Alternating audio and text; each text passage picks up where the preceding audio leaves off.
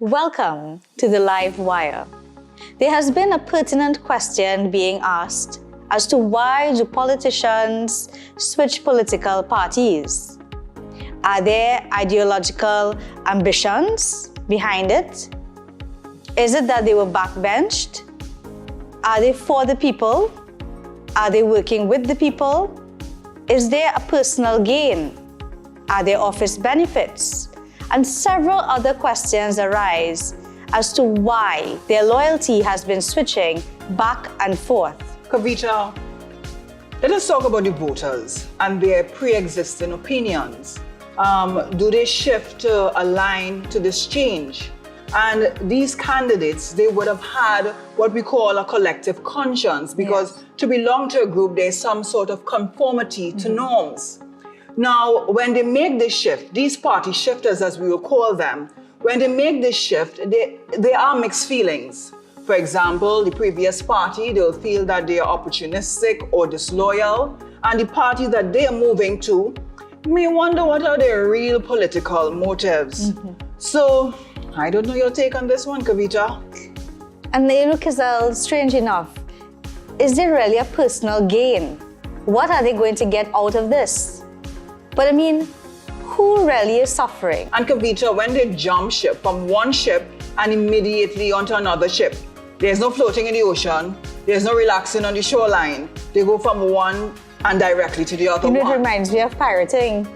Yeah, almost like that, but remember, belonging to a party, belonging to a political ideal, there would have been some collectivity in terms of norms, their value system. And that's why I say loyalty. Where is your loyalty? Where does it lie? But can one really change your value system so quickly? I know that in life, there are changes. We may not feel the same way all the time. Our interests may change. One may not like the direction of the party. However, is it that we stay on our ship and we get it right, in that we voice our opinions and we try to work it and make it right within our party, rather than jumping from one party to another party, the same party you were bashing just about 5 years ago? What about if injustice was done somewhere along the line? Let's say 2 years down the road after an election was called and these MPs were placed, or maybe a situation arises at that point in time. Is it that then we ask the question, change really is inevitable? It is inevitable, but in one instance, I can understand. For example, there's a political utopia, especially for young politicians, that they feel that joining a party or being a representative, I can make these changes.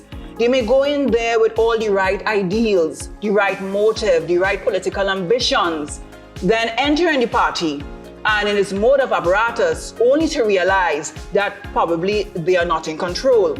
That sometimes even their leaders are puppet controlled by someone else, being very limited as to what they can do, and they may then experience some level of discontent. I do know that this can happen, but Kaveeta, the question that you asked, beg of everyone, is it for self-interest or is it for political interest as opposed to the wider society? What really are their motives? Yes, and that's what we ask, what exactly are the motives of these politicians? And again, are they for the people or is it a benefit for themselves?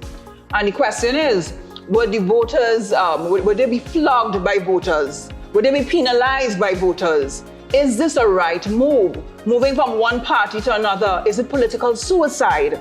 What about the statistics? The statistics show that politicians who move from one party to another party, what is the success rate?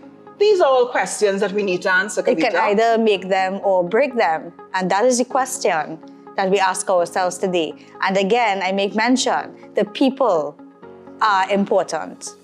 Well, let's look at today's episode.